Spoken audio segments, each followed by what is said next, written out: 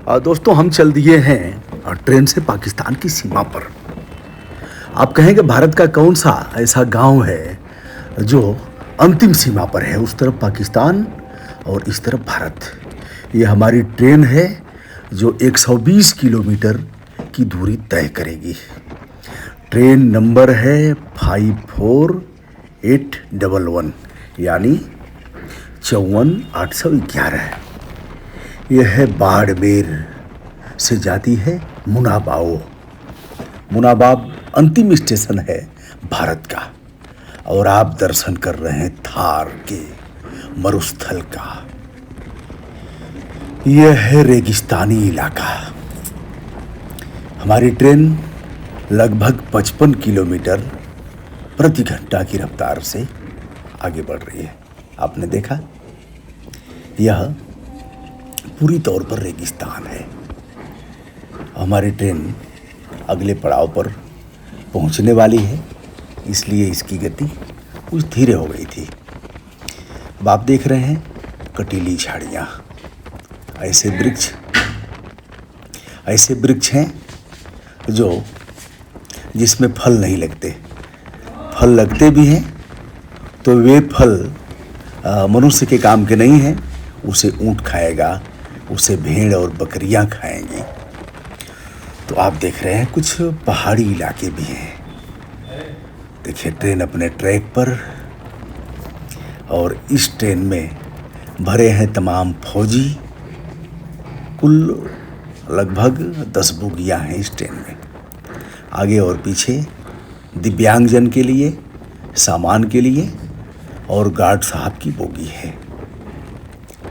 नीचे जो आप रेगिस्तान की ज़मीन देख रहे हैं वह बालूनुमा है, मिट्टी का है, और इस मिट्टी से लोग स्नान भी करते हैं लगा करके, बाल में भी लगाते हैं। तो यह है रेगिस्तान।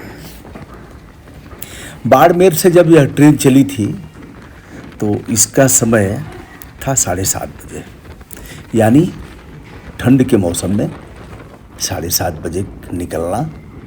और ट्रेन पैसेंजर है, फिर भी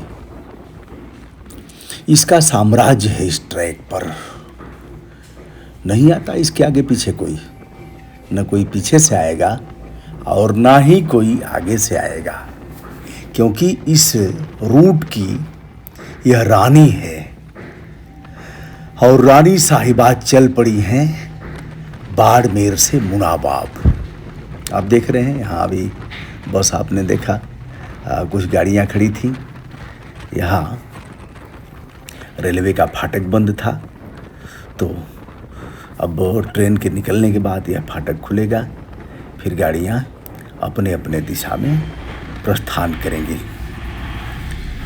यदि इन कटीली झाड़ियों की बात की जाए तो कुछ तो आप पहचान रहे होंगे।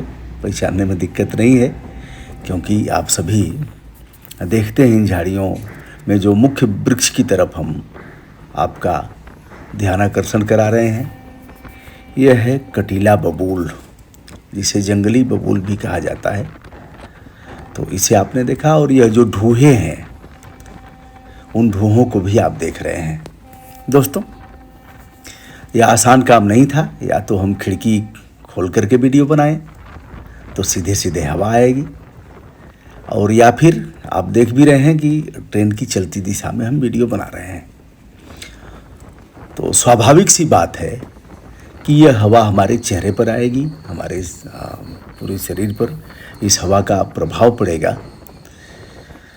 और इस ट्रेन को भी मैं दिखा रहा हूँ। देखिए, एकलौती यह ऐसी ट्रेन है जिसके आगे पीछे कोई नहीं है। एक पेयजल की टंकी भी है, आप इस बात से अवगत हैं। रेगिस्तान में पानी का काफ़ी अभाव है, तो सरकार ने व्यवस्था किया है पानी के लिए भी।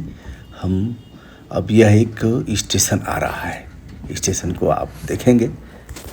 जैसा कि हमने बताया दोस्तों, बाड़मेर जो राजस्थान का दूसरा सबसे बड़ा ज़िला माना जाता है, बाड़मेर फौजियों के लिए काफ़ी प्रसिद्ध है।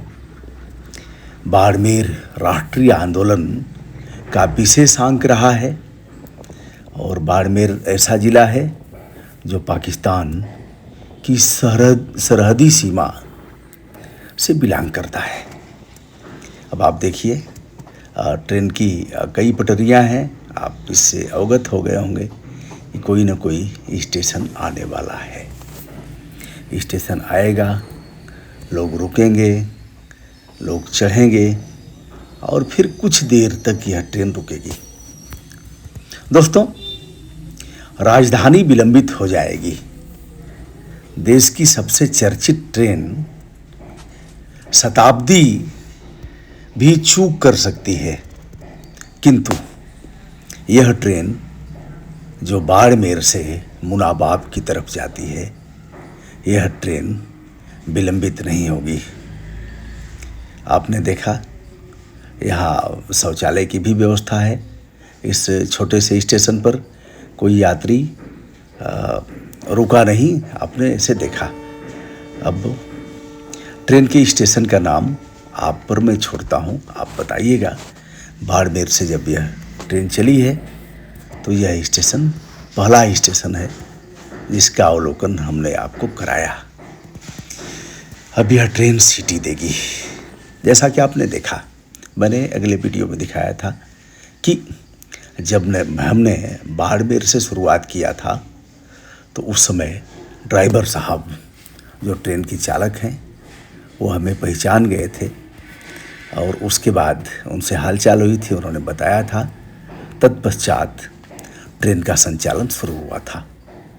नियत समय से ट्रेन का चलना हुआ था। अब आप महसूस कर रहे होंगे कि ट्रेन अपने गति से पुनः चल दी है। जा कहाँ रही है? बाड़मेर से मुनाबाब। मुनाबाब के बाद पाकिस्तान का पहला स्टेशन है, भारत का अंतिम स्टेशन है मुनाबाब, और उधर पाकिस्तान का अंतिम स्टेशन है। चलिए, आपने स्टेशन का नाम भी जान लिया। फिर भी आप बताइएगा इस स्टेशन के बारे में, और इस स्टेशन के अगल बगल अगर हमारे कोई सम्मानित साथी होंगे तो अभी अपना उल्लेख करेंगे, अपने गांव का उल्लेख करेंगे और अपने यहाँ की खेती बाड़ी, अपने यहाँ के पशुपालन और अपने यहाँ के जलवायु, अपने यहाँ के रेगिस्तान के बारे में भी बताएंगे। तो दोस्तों, आप आसमान की तरफ देख रहे हैं, इतना तो आपको पता ही होगा कि अभी भगवान दीनानाथ का उदय होने जा रहा है। बादल भी अपने वर्चस्व का एहसास करा रहे हैं, किंतु भगवान भास्कर किसी भी तरह इनके दोस्तों, बाड़मेर से मुनाबाब की यात्रा करते हुए ट्रेन की बोगी में हम हैं और कई जवान लगातार जो सेना के हैं, बीएसएफ के हैं, वो लोग पहचान रहे हैं। उन लोगों ने मनोबल बढ़ाया।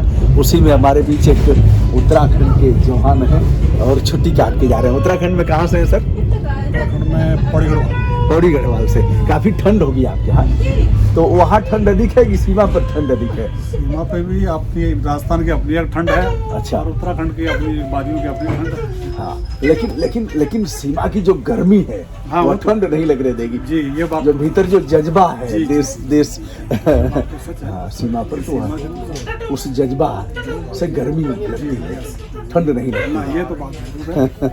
हम सीमा पे तैनात हैं जी, तो अपने अंदर एक जो हमारी ट्रेनिंग है जी, उसके लिए तो हमारा जज्बा है। कब से हमारा वीडियो देखते हैं आप?